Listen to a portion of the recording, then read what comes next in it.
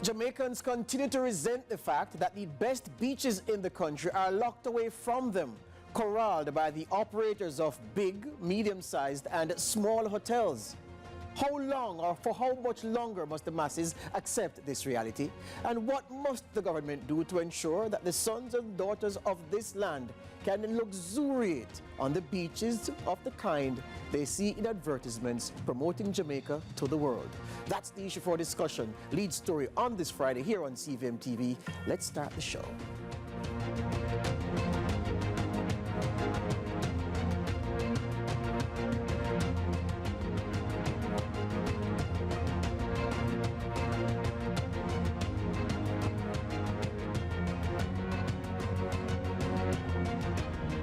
Good evening, my name is George Davis and this is Lead Story. Beach access gets the treatment in this, our final show for this week. I want to start the program by reminding you of something the Prime Minister said in his budget presentation in March, where he spoke to the issue of beach access, reflecting the government's sensitivity to this vexing issue among a large cross-section of people in the country. The Prime Minister said his government was doing something about it. This is what he said.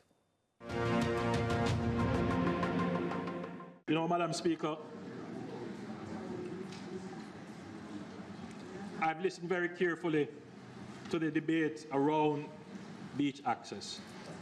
I've had to do it because the policy falls under the Ministry of Economic Growth and Job Creation. And we have spent a lot of time going through the policy because the issues are fundamental. We are dealing with the rights of the people. We are dealing with people's prescriptive rights. We are dealing with property rights. We are dealing with people's right to enjoy their environment. And we have to go through all of them carefully. But one thing must be sure, we must be certain, and we must be unequivocal.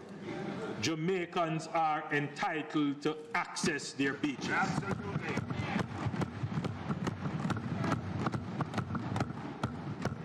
But one thing we know, Madam Speaker, there is one thing to speak about access. We've never sold a beach. There is another thing, Madam Speaker, to actually do it. Enable access.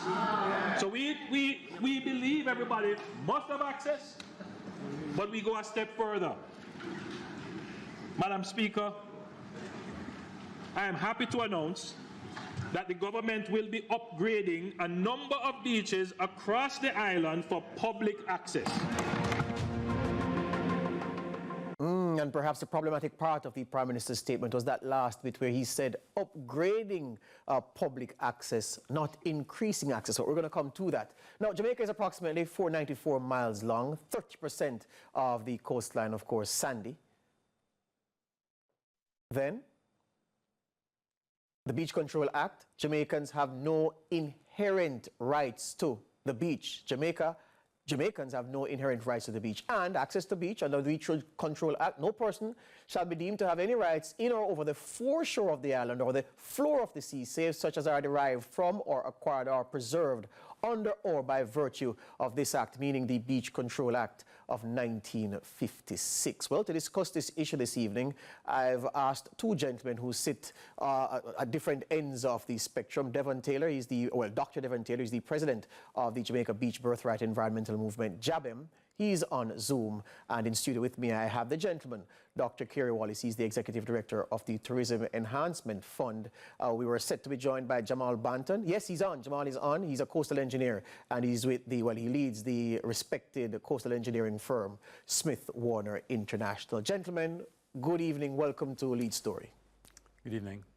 Good evening. Good evening. Good. Yeah, good And that's also just to test the audio.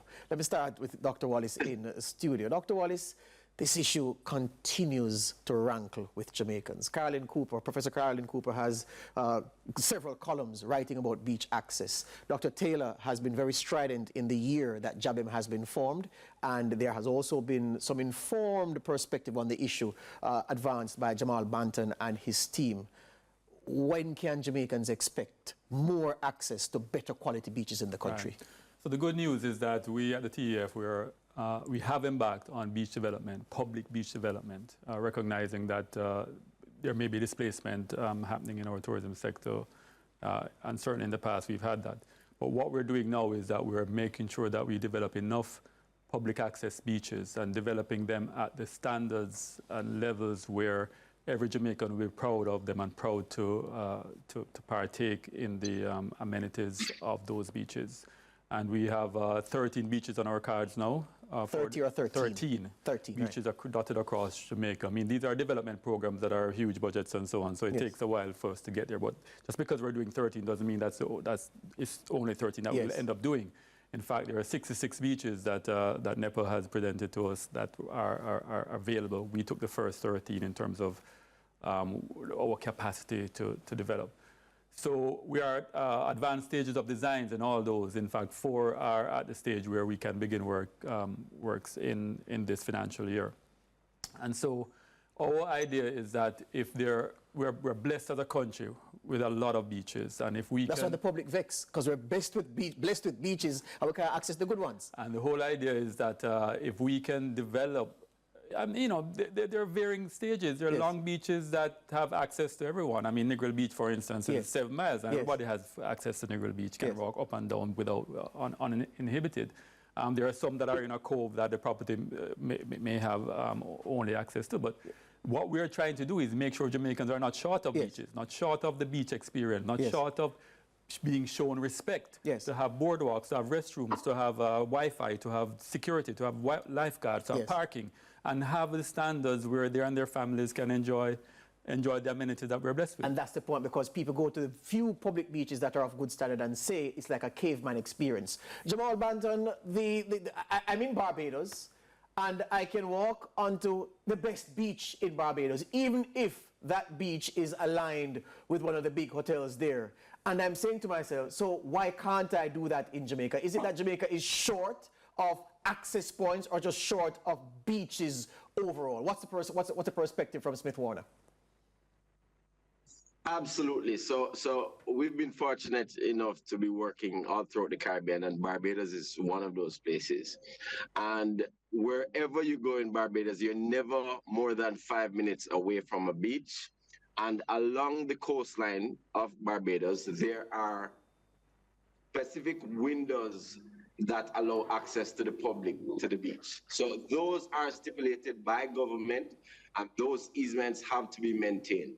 So if you're doing a new development in Barbados and you have a stretch of the shoreline, you do have to leave an access point for people to go to the beach. And ever since the 80s and 70s, Barbados have been very serious about beach access. And it would be criminal for anyone to come and say, I'm putting a development here and there's no beach access. So they've been very serious about it. Jamaicans, on the other hand, and us Jamaicans have not been that serious about it. We've allowed, in some cases, resorts to build groins or stone structures along beaches, and which have denied Jamaicans access to the beach. So we just haven't been as serious about it. Dr. Taylor, you've in the past been very, very critical of the government's approach to improved and greater beach access for Jamaicans. You've said about the Prime Minister's beach access management policy, quote, he wants to, he's mixing up general rights and qualified rights, and what he's doing is deceptive and contradictory. Why such strong language? Because the Jamaican government is complicit in the exclusion of Jamaicans from our beaches. It's clear to me. Listen, among the 13 independent Caribbean islands, Jamaica is the only island that have this policy in place. And the foundation of this policy stretched from a colonial era law, the Beach Control Act of 1956. You quoted a subsection of it earlier. That law does not give us no rights. When you look at all the policies across the Caribbean, all the beaches in the Caribbean are public except the Jamaica, right? And because our laws that are on our books, okay, which is colonial in its origin, all right, the entire Caribbean shares a plantation, coming from plantation, coming from slavery, right? into independence, we have kept that law on our books. That law have ingrained itself now in economic policy of our tourism industry. And like, in slavery, there's 1% that controls the tourism economy. Is holding the government hostage.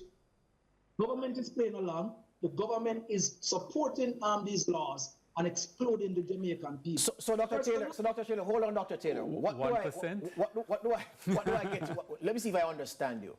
Are you saying then that because of the antediluvian nature of the legislation, it's out of keeping with the modern realities? You're saying it's old, not fit for purpose anymore, antediluvian, that's what it means.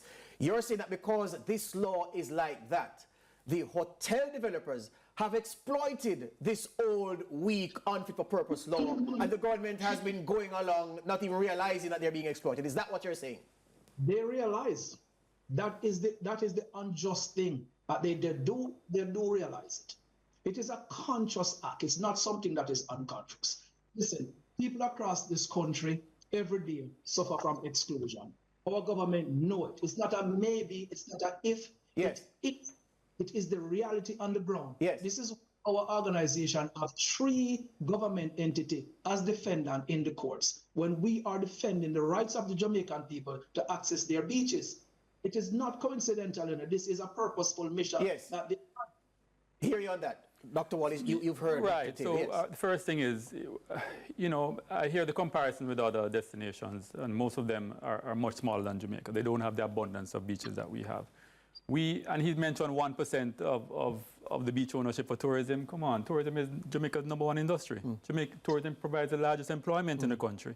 I mean, we have to consider development of the people. That same plantation, slavery thing, the best thing we can do for our people is give them a good quality of life.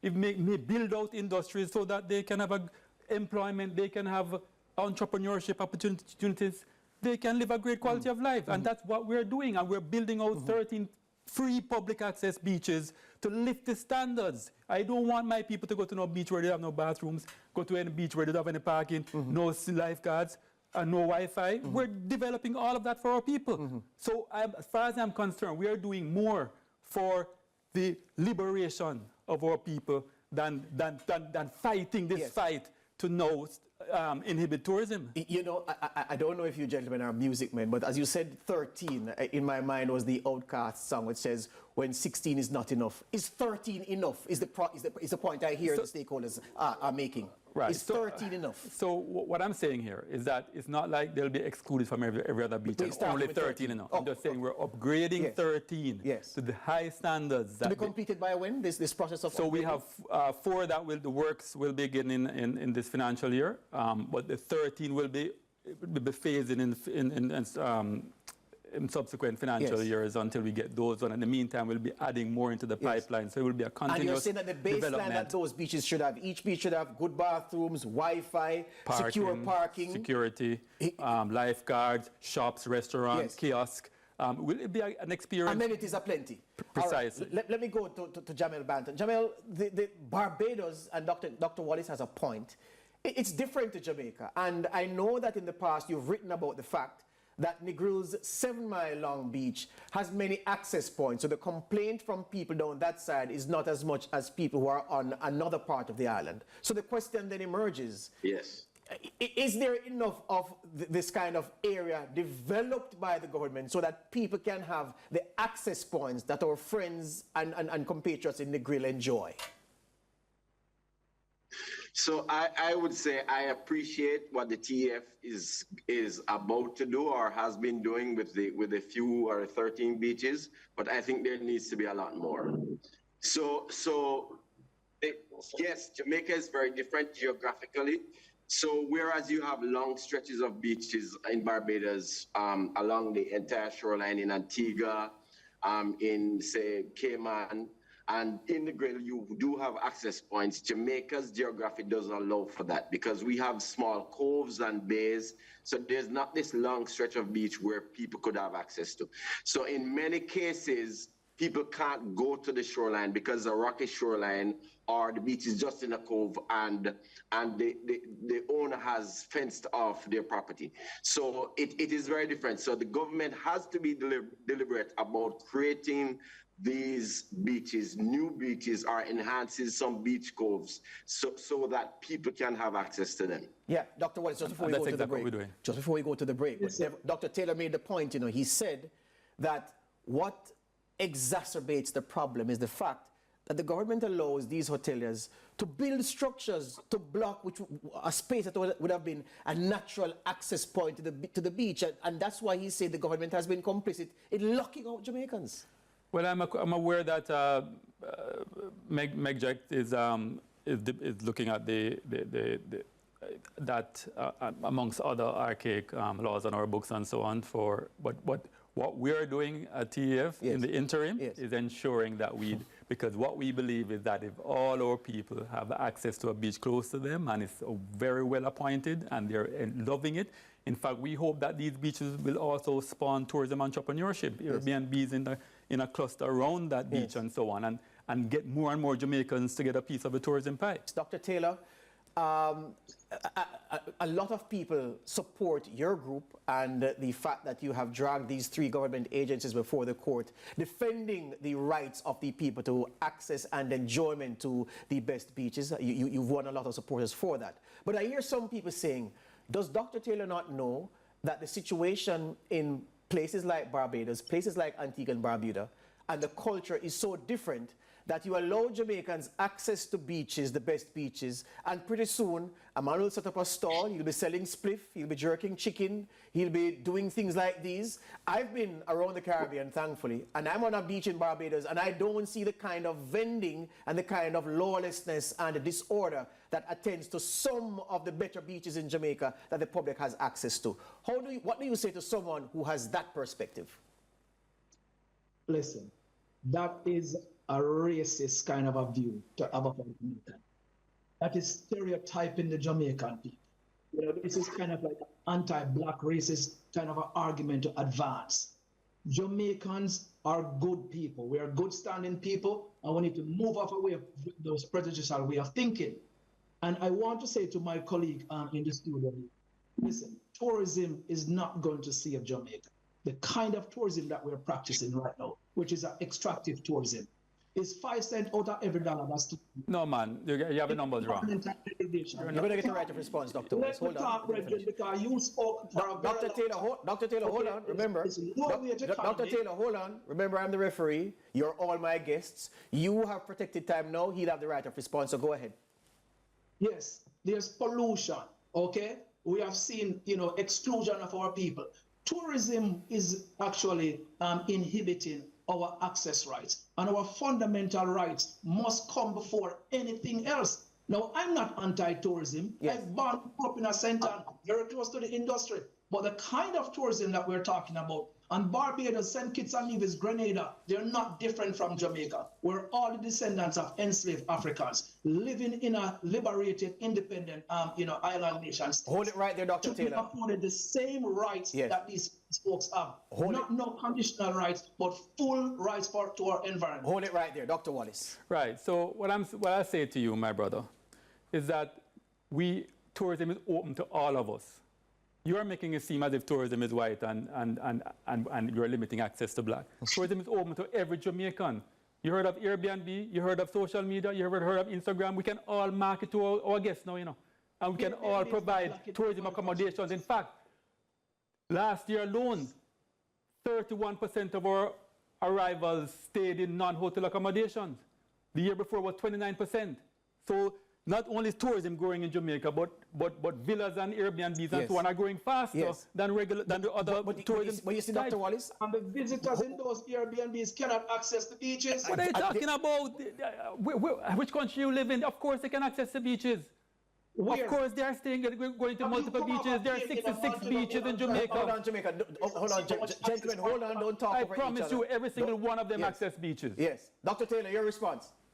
No, I'm saying that there's many Airbnb members who contact Jabem about accessing the beaches. When you get off a plane in Montego Bay and you drive along the coastline I want you to count to me how many access points you have.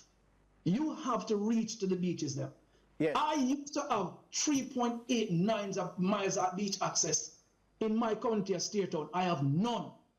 So don't sit there and tell me that. Yeah. We live a reality that may be different from yours. It's 2.84 miles of access that the Jamaican people have, as reported by NEPA, and there's 494 miles around the country. Hold it right there, gentlemen. Here's the thing. I must go to Jamel Banton before I go, because here's the thing, Jamel. Based on the Prime Minister's beach access management policy and what it purports to do and what Dr. Wallace says is being worked on right now, is that enough? And are we moving fast enough to increase access given the resources that we have playing with? So we are not moving fast enough. I like where we're going, but we need to move faster. And we need to address some of those beaches that have gone.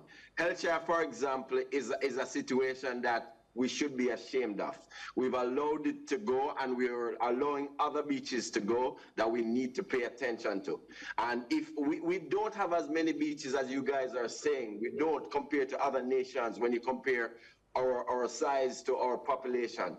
So we don't have enough beaches, we don't have enough access points. So I am for tourism, I am for development, but we have to strike that balance, and we need to recognize what we don't have enough of, and we don't have enough beaches, and we need to protect the ones that we have. I hear you on that. Gentlemen, that's all the time I have. There's just enough time for me to say that I am in line with those who want greater access to public beaches. I'm also in line with those who say, well, there is development taking place now to improve the conditions at the ones that are now currently accessible, and we go in phases, increasing access and increasing the quality of access, because access means nothing if it's like a caveman beach. I can't enjoy it with my family, I can't enjoy it by myself. So those have to improve. The TEF is working hard.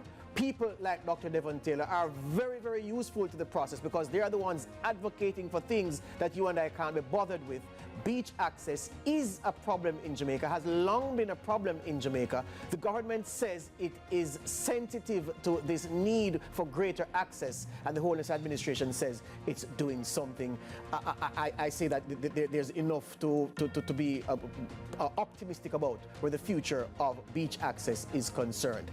And just to make a point, that is not just access to bathing beaches, but I've heard fishermen, fisherfolk, women fish as well, say that fishing beaches, there's also an issue where that is concerned given the scale of development on the coastline. But that's all the time we have. This is Lead Story. Thank you, Dr. Wallace. My pleasure. Thank you, Dr. Taylor. Pleasure speaking to you, and thank you, Jamel Banton, for speaking as well from the Zoom platform. This has been Lead Story.